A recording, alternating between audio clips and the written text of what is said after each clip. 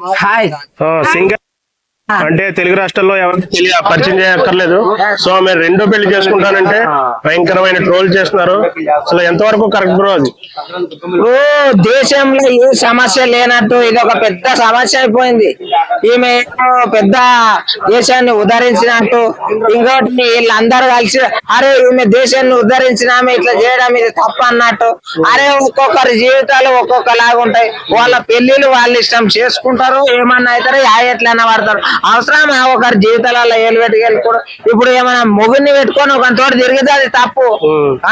మొగిన దగ్గర విడాకులు తీసుకొని ఉంది కాబట్టి ఆమె విడిపోయింది. దాన్ని మైండ్ లో పెట్టుకొని ఆలోచన చేయాలి. ఊరికే మంది మీద వాడి వేర్చుడు ట్రోల్ చేసుడు అవసరమా? వాళ్ళ జీవితాలు వాళ్ళు ఏదో పెళ్లి చేసుకుంటారు, ఉంటారు, పడతారు, లేస్తారు, మళ్ళా దొరుకుతారు కూడా. ఇవన్నీ జనాలు ఏంటంటే ఫోకస్ చేయాల్సింది ఇగో మనకు ఏమన్నా ప్రాబ్లమ్స్ అయితే మీ ఊర్లో కానీ మీ ఇంటికి మోరీలు అవి కాలబడతాయి. దానిల గురించి ఇంకోటి ఊరిని మంచిగా చేసుకుందాం, పల్లెల్లో ఇట్లా వెళ్ళి చెత్త పడేది చెత్త కూడా క్లీన్ చేయడానికి రాదు. కానీ జాను లేరు, ఇంకా ఆయమ్మ, ఇంకా ఈ అమ్మ, ఇవేనా సమస్యలు? ఇదేనా ఎప్పుడు చూసినా? అంటే బ్రో ఇప్పుడు గ్లామర్ ప్రపంచంలో ఇప్పుడు సినిమా ఇండస్ట్రీ అంటే మొత్తం గ్లామర్ ఉంటదంతా. సో ఈ ఫీల్డ్ లో మామూలుగా ఫస్ట్ వివాహం చేసుకున్న వాళ్ళే సరిగ్గా ఉంటారని తెలియదు.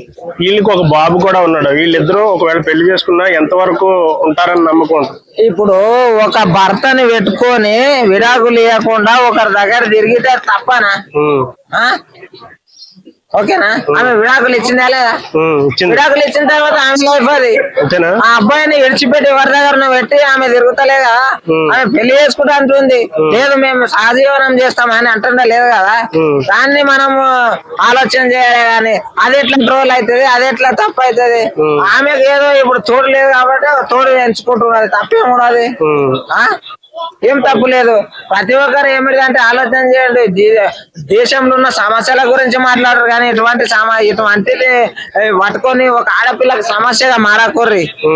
ఇదే చెప్తున్నాను. సో ఇద్దరు కలిసి బతకాలంటే పెళ్లి అనేది అవసరం అంటారు బ్రో? అవసరమే మరి.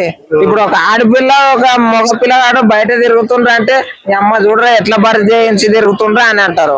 అదే ఒక భర్తని వదిలేసి తిరిగింది అనుకో, అరే నీ అమ్మ భర్త నిడిచిపెట్టి మొగిని నిడిచిపెట్టి ఎట్లా తిరుగుతుండ చూడ అని అంటారు. ఇప్పుడు ఆమె ఏమంటారు వాళ్ళు ఏంటంటే ఇప్పుడు ఇంకా తిరగాలే ఏం చేయాలి, పెళ్లి చేసుకుంటాం అంటారు. తప్పేమో అది, అంతే కదా. సో ఆశీర్వదించవా? నేను ఆశీర్వాదిస్తాను. కాకపోతే ప్రతి ఒక్కరు ఇటువంటివి ఎక్కువ పట్టించుకోకండి.